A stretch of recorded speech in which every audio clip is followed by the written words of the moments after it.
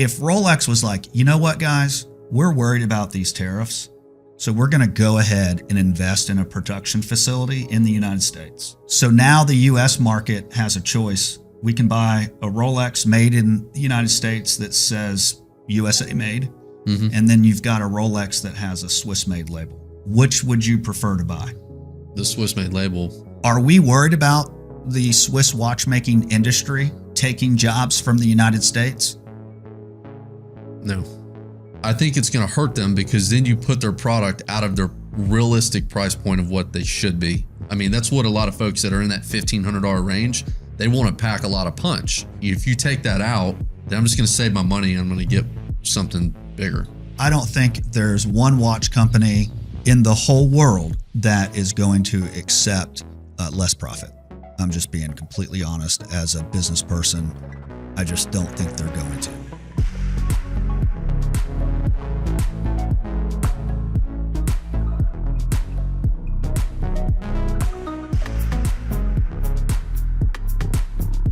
Okay, welcome to the Watch Bros. Today we're going to be talking about the new tariffs, or should I say like lack of tariffs or the ever-changing tariffs. What are they? So it was announced that there were going to be these tariffs, 31% for Swiss watches, I forget, 84% for Chinese imports. Up more. And now it's changed 145, I think.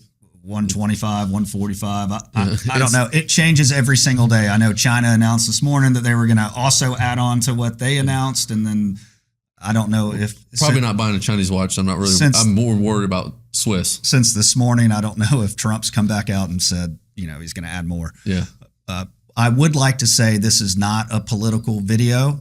I'll be honest with you. A lot of YouTubers have been like, don't get political in the comments. I'm going to turn comments off or I'm going to delete your comments. If you want to get political in the comments, go right ahead. I'm just going to say I probably will not respond to them. So before we get into all that, that's the meat of the video today. I'm going to do a quick wrist check. I am wearing my Haim World Timer, the Viejo, and I think that this is going to be a good watch to have on today for the discussion that we're about to have. This is a micro brand. This retail was just under $800. It's a fantastic value for what you get. I love this watch. It's great. Proportions are amazing. The dial is awesome. And it's a really fun complication. But that's what I'm sporting today. What about you? I've got the Brew Salmon Dial Retromatic. I love this watch. I think it's a fantastic company. Again, another boutique. This is one of my favorite pieces that they have out. I like it because it's a little smaller and the dial's pretty mesmerizing and it's a good piece. Okay, so let's dive into what we're looking at. Tariffs for Swiss-made products, specifically for Chinese-made products, because it's all kind of intermingled. How will they fundamentally change the hobby for collectors? I think it depends. I mean, there's a bunch of lenses that we can look at. I would say that there's also different camps on opinions on that based on where you live in the world. For the U.S. and me as a collector, it's gonna, if these proposed hikes go into place, it's just is what it is. It's gonna raise the cost of the watch. I do not think people are going to absorb. When I say people, companies are going to absorb that. Especially for boutiques and micros, that's a lot. For a Rolex, they're so big they don't care. They're just going to incorporate it in their new pricing. So I think for us as collectors, these new tariffs and or the uncertainty of tariffs is going to create a few things. One is it's probably going to delay some shipments from some manufacturers.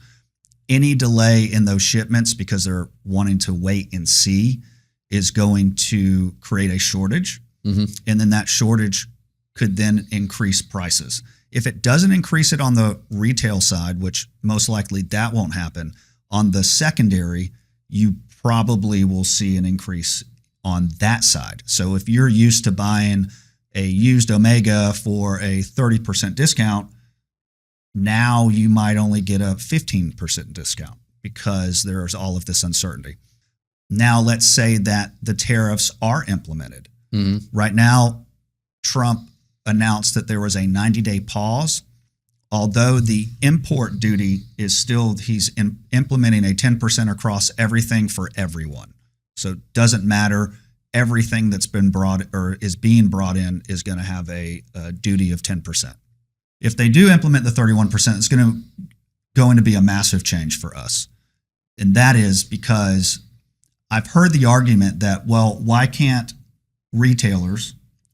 they just take that percentage? By the way, the 31% is not on retail. The 31% is on the wholesale price. The wholesale price, what they are getting the watch for. Right. There's a massive difference. Massive. So it's not like it's 31% on 10 grand.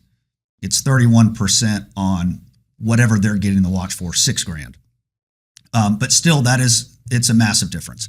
So people have said, well, why can't the retailers just take that, say it's a couple grand, and instead of putting a markup on it, just tack it on to the watch, right? Mm-hmm. So yes, there will be an increase, but it won't be an exponential increase. Yeah. The problem with that is, as a business person, if you have a watch, let's take tariffs out of it. If you have a watch and price of material has gone up, cost of wages for them to produce the watch have gone up, and they come to the retailer and they say, hey, next year we're going to have a $3,000 price increase. The retailer doesn't go, oh, okay, I'm just going to take that $3,000 and tack it on top without any markup. Mm-hmm. That's not how it works. Somebody's absorbing it.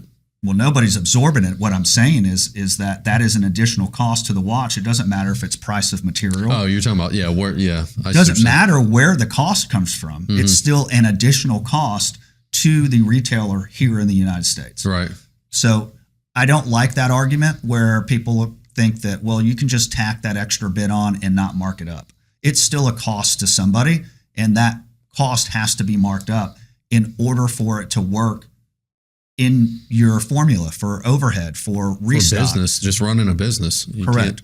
So no matter what, there is going to be a change. Now, Trump is, with this pause, saying that he's trying to cut deals with different countries. Mm-hmm. Now, getting into Switzerland, China, Germany, the places, Japan, the places that we get our watches from mm-hmm. now, or the places that they are more heavily produced, right? How fair do you believe it is to subject Swiss watch industry to the same punitive approach as China when their trade practice and histories are so fundamentally different? Yeah, I don't think it's fair to peanut butter everybody. And I know that was what happened originally. I do think it should be on a case-to-case basis, not a rack shelf offer to everybody, based on what's in the best interest of both countries. Personally, I don't know enough. I haven't got into like the geopolitical side of things to understand, and I am reading to understand what does that mean more. Yeah. Based on where certain houses come out of. But from what I do understand, the Swiss do work with the United States really well. And I keep saying United States. I know a lot of our followers are in Europe, but there's not a lot of watch manufacturers in the U.S. It's going to affect people in Europe, in my opinion. Yeah. So this was an interesting stat that I was looking at when I was researching. There's about 340 million people in the United States. There's about 8 million people in Switzerland. Mm-hmm. Of course, it's not going to be a fair and equitable trade. Mm-hmm. There's only 8 million people consuming goods in Switzerland. Right. And then on top of that, are we worried about trying to bring watchmaking to the United States? So let me, and again, not political, I'm talking from a hobbyist standpoint. Mm-hmm. Do we want watches made in the United States? Let's take a Rolex, just because it's the largest brand. If Rolex was like, you know what, guys, we're worried about these tariffs, so we're going to go ahead and invest in a production facility in the United States. Mm-hmm. And let's say they could magically make that happen in the next 12 months, which is completely unrealistic. But they can make it happen. So now the U.S. market has a choice. We can buy a Rolex made in the United States that says USA made, Mhm. and then you've got a Rolex that has a Swiss made label. Which would you prefer to buy? The Swiss made label, just because of the history behind it. The watchmakers over there are probably what they're known for, being uber talented. And I would feel like that in 12 months, that was just a hustle, and my watch quality would be less here in the U.S. I'm not saying there's not talented watchmakers in the U.S. But what I'm saying is that's a lot to pack together. Well, let's just assume it could happen, though. I'm just saying, assume it could happen. I'd still want to. I mean, that to me, I've looked from a purist lens. I'd still want a Swiss made Rolex. Yeah, that's the problem. Mhm. I would assume most of the viewers watching this also would fall into that same bucket. Yeah, or give me a discounted Rolex if it's a U.S. Not discounted. No, I want a Swiss. Right. Yeah. The reason for the tariffs ideologically are to try to create more jobs in the United States by bringing manufacturer and production and headquarters and all of that stuff here. I get that. And by the way, I think what we can do is dive into that deeper on Patreon. So if you're interested in the more economic, political side, what our opinions are, hop over to Patreon. And then that's what we're going to do in our after hours segment, is discuss that a little more in depth. But trying to take that out for now, I think that, are we worried about the Swiss watchmaking industry taking jobs from the United States?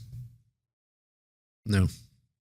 I don't believe anybody is worried about Switzerland taking jobs from the United States because they produce watches. So with that in mind, I don't believe that it's fair at all to compare Switzerland to China or compare Switzerland to Germany, where we buy a ton of cars. Of course, watches come from there too, but that's not the main industry.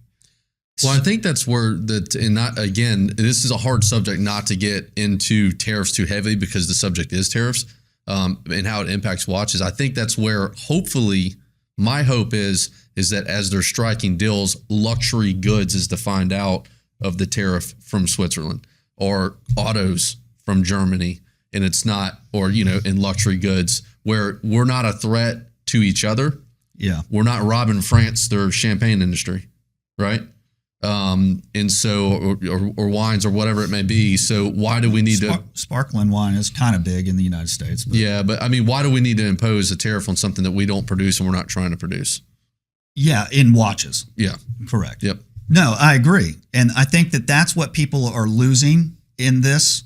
Some of the viewers, I'm sure, have already thought what we're talking about. I'm not saying that, but I also believe that there's some people that are heavily in favor of a more blanketed approach. And what I would say to you, if you're in favor of that, is just, are we worried about Switzerland taking jobs from the United States? And I think the answer is no. And I also think, to the other point, if watches were made in the United States, I'm not talking a new brand. That's not what I'm talking about. I'm just talking about an Omega, a Rolex, an AP, a Patek. Would you want that same watch at the same cost if it had USA made on it instead of Swiss made? The only twist, and I don't know if there's a caveat to this, and they do this with autos, is that if they did say have a hub like that makes watches here, and the watch comes 90% assembled and they're screwing a crown down, the problem with that it's going to be labeled USA. I get that, but you're still going to get 90% of the cost of the watch tariffed. Yeah, that's the issue. Oh, so they do a percentage of where it's made, even parts, and then we can get into that a little bit here now. Parts. So just because a watch is made, say it's in Omega, well, they may get some of their parts from China. Well, China right now has 125% tariff on it. So if 10% of the watch parts came from China, if 20% of the watch parts came from China, I'm just using Omega as an example, guys. Don't blow me up in the comments. Omega doesn't use any Chinese parts. Whatever. I'm just saying a watch manufacturer, because watch manufacturers, there are plenty that use Chinese parts. So those parts, that percentage, it all has to be declared when it comes over here. So now those parts are now going to be tariffed 125%. Yeah. So then it debunks even doing that. Just leave it in Switzerland. Correct. Like, why am I spend billions starting a facility here to import these, not get any. Well, because you would want to make the parts here. You would want to do an in-house production like Rolex does. You would want everything produced, parts made, everything. Yeah. That's how you would get around it. But I just don't think that that's realistic. Rolex, one of the most well-funded, or probably the most well-funded watch company in the world, is expanding, has been expanding for the last few years, and they're not going to be done until 2029. That's 4 years from now before they're done. Think about how long it would take us to create the infrastructure, build a facility, train skilled artisans to produce watches here. I mean, it's just not a realistic view at it. Regardless, it sounds like there will be a tariff imposed after this 90-day pause. There's going to be a deal struck. It's completely possible that, as you said, maybe there's some category of luxury good and the Swiss watch falls into that category and there is no tariff. I think that that is very slim. So I think we will see a tariff. So we have a couple of options, right? You could pass the cost on entirely to just the U.S. market.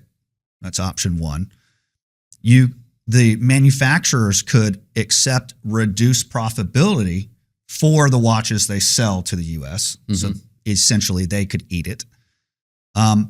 You could distribute the price globally, right? So you could increase, kind of subsidizing U.S. cost. Subsidize the U.S. cost. You could increase retail pricing across the entire globe. Or you could just stop selling to the United States altogether. I don't think that that's realistic. So I think we could take number 4 off the table. Yep. And then really you've got 3 other options. I don't see number 1 passing the cost entirely onto the U.S. as realistic either. No. I think it would hurt the industry. The sales would plummet so much that that is not an option. We're such a large consumer that would, yeah. So you have 2 and 3 left. They accept less profit, or they distribute the price across the globe. Or a hybrid between the two. Could be a hybrid between the two. Yeah, could say. So I do know what like Chris Ward watches did. Christopher Ward, I got an email from them where that if you bought a watch after a certain date, the full tariff was in that. There was going to be a price hike. They did come back immediately, and I do have a huge respect for Christopher Ward.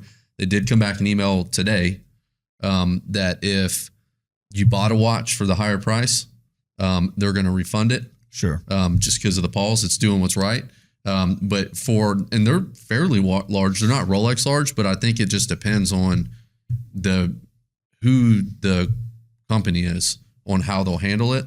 But I think if we're talking about a Rolex or an Omega, a hybrid would sound to me something that wouldn't feel, because they don't want to come out and say, let's inflict pain on our consumers. How can we lay this out where we're not dropping our profitability as much, and we can make it up over here, and over here, and then we can spread some of it globally? That to me would sound like a realistic play. I think that what we're going to see, the most realistic play, I don't think there's one watch company in the whole world that is going to accept less profit. I'm just being completely honest as a business person. I just don't think they're going to. So that really, for me, only leaves one option, and that is they're going to distribute that cost globally. Now, that doesn't mean that the markup might not be more in the United States, but I think the entire globe is going to share in this increase. And that's unfortunate. It's unfortunate because it's not fair to our Asian and European countries to have to take on more costs because we have implemented tariffs here. But I do think it's the reality. And so with that being said, how do we think that these tariffs are going to affect the small guys like Haim? That are in the U.S. or out of, or both? Well, it doesn't matter if they're located here. Yeah. The watch isn't being made here in the US. Yeah. I mean, that's the person I worry about the most. I think it's going to hurt them because then you put their product out of their realistic price point of what they should be, right? So guys like this to me is an incredible value watch. And if it's robbing that value of the watch, then you are going to get less buyers come flooding in because they feel like that you're just getting what it's worth. I mean, that's what a lot of folks that are in that $1,500 range, they want to pack a lot of punch. Like when I look at a Tissot PRX Powermatic, there's a lot of punch in that. If you take that out, then I'm just going to save my money. I'm going to get something bigger. Yeah. I think that, the issue is my gut, and I haven't talked to the owner about this, but my gut is a huge amount of this watch has Chinese parts. Think about at wholesale, again, this is not at retail, but at wholesale, him having to pay, let's just call it 100% more, double more. That's crazy. On all of the different parts that he was buying. Yeah. What does that increase this watch to? Instead of it being sitting around $800, now this watch maybe is going to be $1,100 retail. Mm-hmm. Well, the whole idea behind this watch was it was a sub $1,000 world timer that was proportioned well and looked good and had a higher than value finish and look to it. Mm-hmm.